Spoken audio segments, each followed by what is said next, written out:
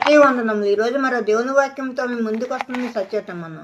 కీర్తనల గ్రంథము 34వ అధ్యాయము 1 నుండి 8వ వచనం వరకు. నేను ఎల్లప్పుడూ యెహోవాను సన్నతించుదను, నిత్యము ఆయన కీర్తి నా నోట నుండును. యెహోవాను బట్టి నేను అతిశయించున్నాను, దీనులు దానిని విని సంతోషించెదరు. నాతో కూడి యెహోవాను ఘనపరచుడి, మనము ఏకముగా కూడి ఆయన నామమును గొప్ప చేయదము. నేను యెహోవా యొద్ద విచారణ చేయగా ఆయన నాకు ఉత్తరం ఇచ్చెను. నాకు కలిగిన భయములన్నిటిలో నుండి ఆయన నన్ను తప్పించెను. వారు ఆయన తట్టు చూడగా వారికి వెలుగు కలిగెను, వారి ముఖములు ఎన్నడనూ లజ్జింపకపోవును. ఈ దీనుడు మొర్రపెట్టగా యెహోవా ఆలకించెను, అతని శ్రమలన్నిటిలో నుండి అతన్ని రక్షించెను. యెహోవా యందు భయభక్తులు గలవారి చుట్టూ ఆయన దూత కావలి ఉండి వారిని రక్షించును. యెహోవా ఉత్తముడని రుచి చూచి తెలుసుకున్నది, ఆయనను ఆశ్రయించిన నరుడు ధన్యుడు.